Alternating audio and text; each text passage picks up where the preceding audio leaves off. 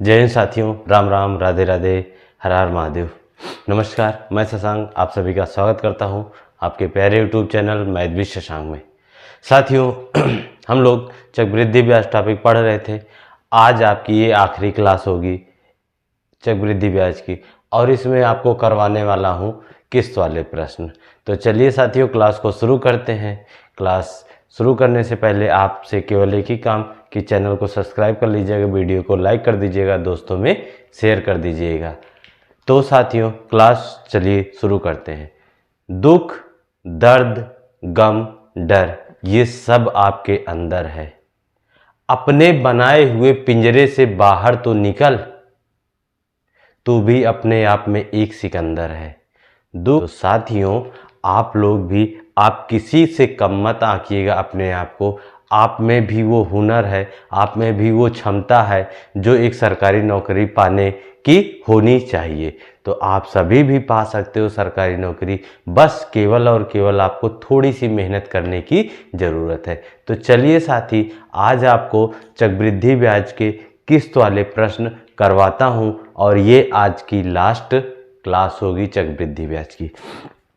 तो यहाँ पे पूछता है कि 2 बराबर किस्तों में देना है, 3 बराबर किस्तों में देना है, 4 बराबर किस्तों में देना है। तो कैसे ये प्रश्न आएगा? जैसे दे दिया गया कुछ पैसा हो, मान लीजिए रेट आपको दे दी गई 10% वार्षिक दर से। किस दर से? 10% वार्षिक दर से। ठीक है साथी, तो आपको जब रेट पता होगा तो आप जानते हो मूलधन और मिश्रधन का अनुपात तुरंत बन के आ जाता है। तो अगर 10% है तो ये आपकी वैल्यू आपकी बनी 1/10, यानी 10 रुपया बन गया कितना? 11 बन गया। ठीक है, 10 रुपया कितना बन गया? 11 बन गया। ये आपकी एक किस्त हुआ। लेकिन जब कहे कि 2 बराबर किस्तों में बांटे, 2 बराबर किस्त में, तो आप भैया ये मत करना कि फिर 10 से 11 कर दें। यही गलती करते हैं जो भाई बंधु करते हैं किस्त वाले प्रश्न में। यहां पे इसी को फिर दोबारा मत लिख देना। अब 2 किस्त में था तो उसका 10 का वर्ग कर दीजिए, इसका वर्ग कर दीजिए दूसरी किस्त, और इसका भी वर्ग कर दीजिए। जब इसका 10 का वर्ग किया तो कितना आया? 10 धामा 100, और ये 11 ग्राम में 121। ये आ गए आपकी दूसरी किस्त। दूसरी किस्त का मिश्रधन 121, मूलधन 100। लेकिन जब कहता है बराबर किस्त में देना है तो ए का मान बराबर होना चाहिए। 2 बराबर किस्तों में तो पहले 10 से 11 लिखा, फिर उसी का वर्ग कर दिया, 10 धाम 100 और 11 ग्राम में 121। दोनों किस्तें क्या होनी चाहिए? बराबर। जो मिश्रधन होता है वही आपका किस्त कहलाएगा। तो देखो यहाँ पे कितना है भैया? 121 है। क्या है? 121 है। और पहली किस्त कितनी है? ऊपर 11 है, तो इसको भी हमें 121 बनाना है। क्यों? क्योंकि कहा है बराबर किस्तों में जाना है। तो बराबर किस्तों में जाना है तो इसमें हम 11 से गुणा कर देंगे पूरे में, तो ये वैल्यू बन के आ जाएगी 110, 11 धामा 110, और दूसरी आ गई 121। ठीक है, तो अगर आपसे पूछे कि टोटल मूलधन, तो ये 110, 100 जोड़ दीजिए, 210 हो गया। टोटल मिश्रधन पूछे तो 121, 121 जोड़ दीजिए, 1 1 2, 2 2 4, 2 1 कम 2, 242 हो गया। तो और ये जो 121 21 है, ये प्रत्येक किस्त का मान है। किसका मान है भैया? प्रत्येक किस्त का मान आ गया। 2 थी तो 2 बार, 3 होता तो फिर घन कर देते। ठीक है, और आपसे पूछे कि इन दोनों किस्तों में ब्याज कितना मिला, तो 210 रुपया हमने जमा किया था, 242 दिया है, तो 32 रुपए का क्या दिए हैं? ब्याज दिए, 32 के अनुपात में। ये सारी वैल्यू अनुपात में आई है। ठीक है, समझ गए कि सबसे पहले रेट जो दी गई है, रेट को फ्रैक्शन में बदला तो मूलधन और मिश्रधन का अनुपात बना लिया। मूलधन और मिश्रधन का अनुपात बना लिया। मूलधन और मिश्रधन का हमने अनुपात बना लिया। उसके बाद फिर एक किस्त की 10 से 11 हो गई। 2 किस्तों में तो उसी कवर कर दिया 10 धामा 100, 11 ग्राम में 121। उसके बाद बंधु मेरे, जब किस्तें क्या होनी चाहिए, बराबर, तो बराबर किस्तें कौन सी होंगी, मिश्र धन वाली, क्योंकि जब हम किसी से पैसा उधार लेते हैं तो ब्याज मिला के देते हैं, ब्याज के साथ पैसा देते हैं, तो जो जिसमें ब्याज जुड़ा होता है वो हमारा क्या कहलाता है, मिश्र धन कहलाता है। तो यहां से ये 121 था, इसको 121 बनाना है तो 11 से क्या कर लिया, गुणा कर लिया। ठीक है, 11 से गुणा किया तो पूरे में कर देंगे, तो 11 धामा 110, 121 हो गया। टोटल जोड़ लिया, ये मूलधन आ गया 210, इधर जोड़ लिया 242 मिश्र धन आ गया। ठीक है, 42 मिश्र धन आ गया। प्रत्येक किस्त के बारे में बात करता तो 121 रुपए हो गया। अब इसी में प्रश्न में कह देता कि मूलधन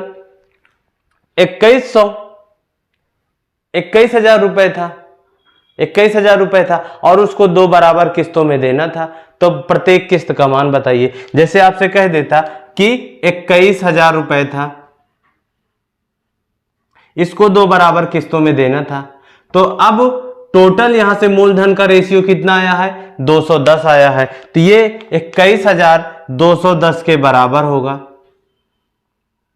और प्रत्येक किस्त 2 बराबर किस्तों में चुकाना, तो प्रत्येक किस्त का मान कितना है, 121 है।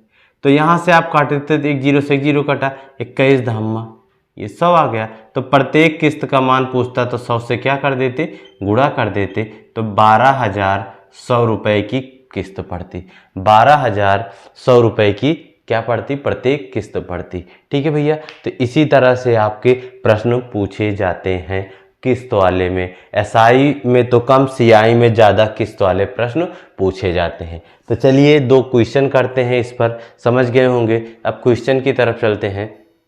पहला क्वेश्चन लिखा है 10,500 रुपए की राशि 2 वार्षिक किस्तों में अदा करनी है, यदि ब्याज की दर 10% हो तो प्रत्येक किस्त का मान बताइए। तो आइए इस क्वेश्चन का सॉल्यूशन देखते हैं कैसे होगा, कितना आसानी से होगा। रेट सबसे पहले देख लो कितना दिया गया है, 10% और कितनी किस्तों में चुकाना है, 2 वार्षिक किस्तों में अदा करनी है।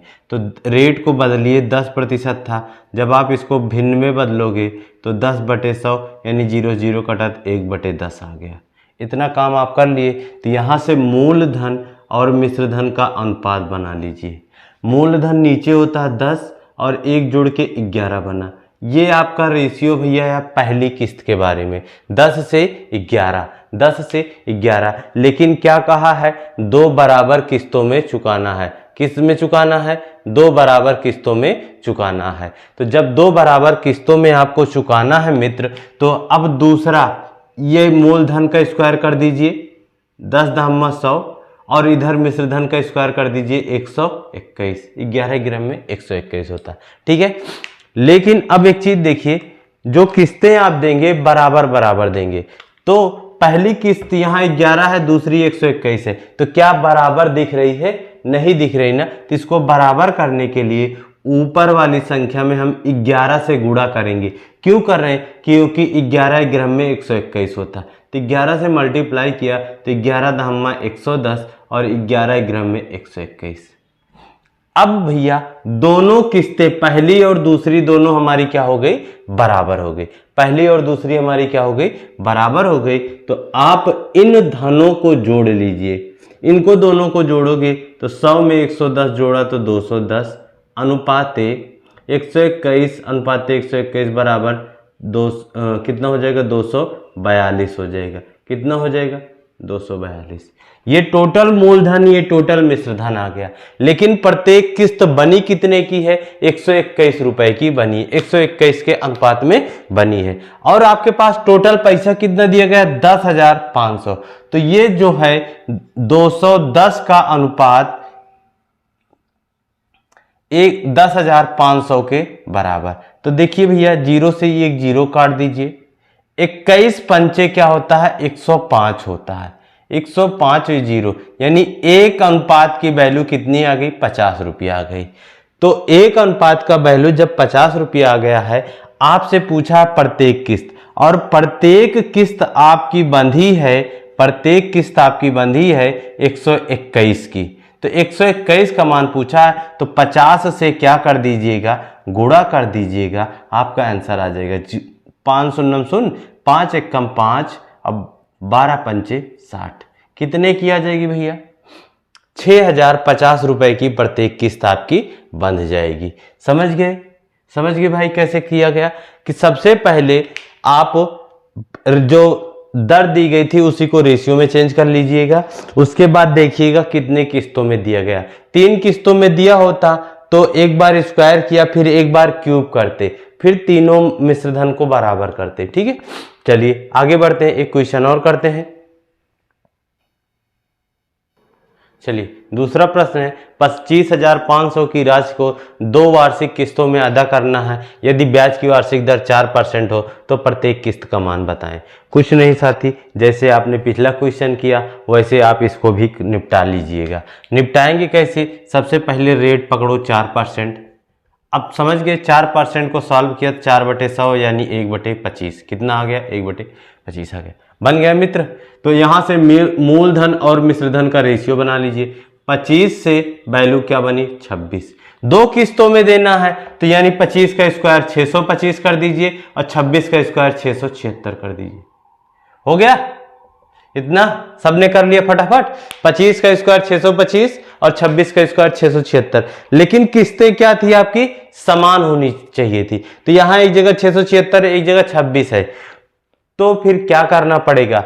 इस 26 को भी 676 में बदलने के लिए 26 से गुणा कर दीजिए फटाक से। जब आप 26 से गुणा करोगे, 26 का 25 से गुणा करोगे तो 650 आएगा। अब ये आया कैसे मैं आपको बताता हूं, क्योंकि 25 का स्क्वायर 625 होता है और एक बार 25 और आ गया तो 26 बार हो गया। तो जब 26 का 25 से आप गुणा करोगे तो 650, कितना आ गया? 600, कितना आ गया भाई? 650 आ गया। कितना आ गया? 650 आ गया। और इधर से 26 का गुणा किया तो 676। लो भैया, आप अगर इनको जोड़ते हो तो ये 1275 होता है। कितना होता है? जोड़ लो, 5 5 2 7 6 6 12, 1275। और अगर आप इसको जोड़ते हो 6 6 12 7 7 14 1 15, 6 6 12 1 13, 1352। ये मूलधन और ये मिश्रधन टोटल का अनुपात आ गया। और प्रत्येक किस्त कितने की बंधी है? 676 रुपए की बंधी है। तो जो ये प्रश्न में 25,500 रुपए दिया गया है 1275 के बराबर है। तो 1275 की वैल्यू दी गई है 25,500। तो अब इसको जरा काट दीजिए, देखिए किससे कटता है। 2 बार में कटेगा, 12 दूना 24, लगभग 2 बार में ये कट जाएगा पूरा यहां तक, तो यानी ये 20 जाएगा। देखिए कैसे, 2 से जब काटा तो 2 पंचे 10 और 2 7 14 1 15, हासिल 1, 12 2 दूनी 4 1 5 और 2 1 कम 2, सही है। तो यानी 1 की वैल्यू कितनी आ गई? 20 आ गई। 1 की वैल्यू कितनी आ गई? 20 आ गई। तो आपसे प्रत्येक किस्त का मान पूछा। प्रत्येक किस्त बनी है कितने की? 676 की। तो 676 गुणे 20 कर देंगे तो आपकी प्रत्येक किस्त आ जाएगी भैया 0 2 छंग 12 2 7 14 1 15 2 छंग 12 1 13। कितने की बन गई? 13,520 रुपए की प्रत्येक किस्त आ गई। कितने की आ गई? 13,520 रुपए की। तो साथियों, ये थी आपकी किस्त पर आधारित चक्रवृद्धि ब्याज की आपकी प्यारी सी छोटी सी क्लास। वीडियो अच्छी लगी होगी तो लाइक कर दीजिएगा, चैनल को सब्सक्राइब कर लीजिएगा, दोस्तों में शेयर कर दीजिएगा। और हाँ दोस्त, दुख दर्द गम डर ये सब आपके अंदर है। अगर आप अपने बनाए हुए इस पिंजड़े से बाहर निकलते हो तो आप भी एक सिकंदर हो। तो आप भी हर एक वो काम कर सकते हो जो कोई दूसरा कर सकता है। आप भी नौकरी ले सकते हो, आप में भी वो क्षमता है, पर उसके लिए आपको थोड़ी सी मेहनत करनी पड़ेगी, अपने अंदर जगाना पड़ेगा। ठीक है, कोई आपको कितना भी उंगली करता रहे, हुलियाता रहे, नहीं पढ़ सकते हो आप। कहते हैं ना कि कितना आपको उंगली किया जाए, जब तक आपके अंदर से आवाज़ नहीं आएगी तब तक आपको कोई मोटिवेट नहीं कर सकता। तो अगर आपको नौकरी लेना है तो आपको खुद अपने आप को मोटिवेट रखना पड़ेगा। ठीक, तो चलिए फिर मिलेंगे आपको अगली क्लास में। तब तक के लिए जय हिंद, जय भारत।